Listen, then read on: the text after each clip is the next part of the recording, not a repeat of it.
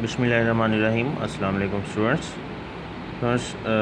पिछले टॉपिक में हमने डिस्कस किया था कि लॉ ऑफ ग्रेविटेशन जो है उसको हम किस तरह से यूटिलाइज़ कर सकते हैं to understand gravitational field. Gravitational field force जो है वो कैसे एग्जिस्ट करती है। Today we are going to discuss how to find the mass of the earth by using law of gravitation. तो इसके लिए हम क्या करेंगे, सपोज़ करेंगे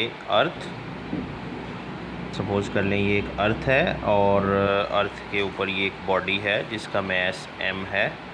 अर्थ के मास को अगर हम me लेते हैं और इन दोनों बॉडीज़ के दरमियान जो डिस्टेंस है that will be equal to radius of the earth. Capital R से अगर इसको हम रिप्रेजेंट कर लेते हैं तो by Newton's law of gravitation what we can write, its formula will be written as F is equal to G m me over r square। इस तरह से हम इसका जो है वो फॉर्मूला लिख सकते हैं। Now in the previous topic we came to know that the force acting on any body which is near to the earth is gravitational force, and this gravitational force causes the weight of the body। Means कि ये gravitational force जो है वो body के wait के equal होगी और wait का फार्मूला होता है mg। ये वैल्यू अगर हम यहाँ पे पुट कर दें, f की जगह पे mg लगा दें तो ये आ जाएगा mg is equal to G M me over r square. ये m से कैंसिल हो जाए तो g is equal to G me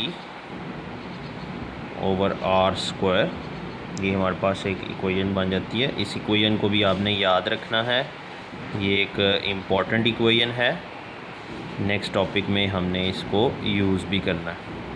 इसको हम इक्वेशन नंबर 1 कह लेते हैं।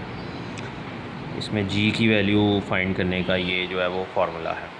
अच्छा, अब our purpose is to find the mass of the earth, so how we can find?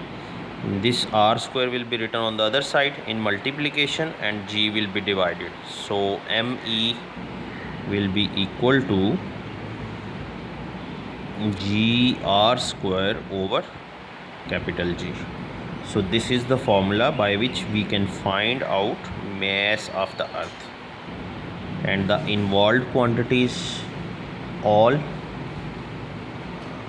are constants and we have their values।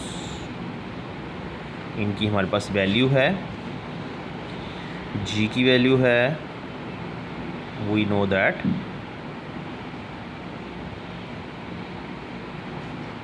g की value है 10 metre per second square, and this capital R radius of the earth is also fixed, it is 6.4 into 10 raised to power 6 meters, and g is also fixed 6.673 into 10 raised to power minus 11 Newton meter square per kilogram square। these values are fixed, so we can put these values in the equation। इसको number 2 equation कहते हैं। Putting values in equation number 2।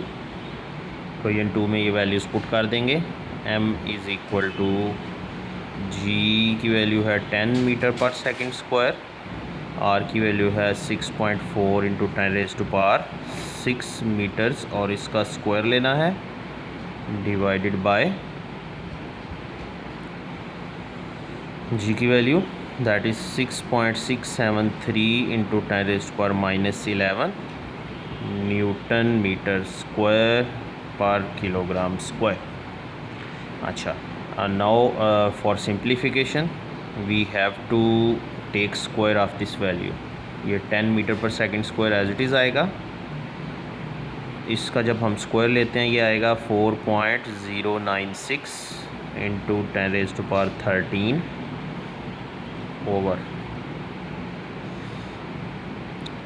6.673 into 10 raised to power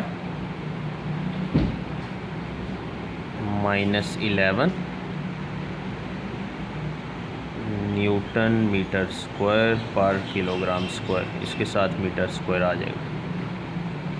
now by dividing these three values you will get 6.14 into 10 raised to power 24।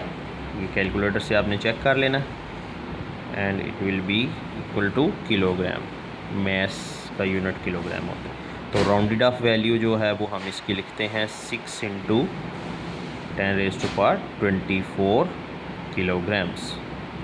तो इस तरह से we have found mass of the earth by using law of gravitation। वैसे इतना बड़ा हमारे पास कोई balance नहीं था कि हम अर्थ का मैस फाइंड कर सकें, but it is due to the law of gravitation that we have found the mass of the earth. Hopefully you have understood the topic. Book में भी ये टॉपिक गिवन है, वहाँ से थ्योरी आपने स्टार्ट में यहाँ पे ऐड कर लेनी है, बाकी कैलकुलेशन जो है वो इसी तरह से करेंगे। क्वेश्चन इसमें आएगा आपको find the mass of the earth by using law of gravitation. तो नेक्स्ट लेक्चर में नेक्स्ट टॉपिक डिस्कस करेंगे। तब तक के लिए अल्लाह हाफ़िज़।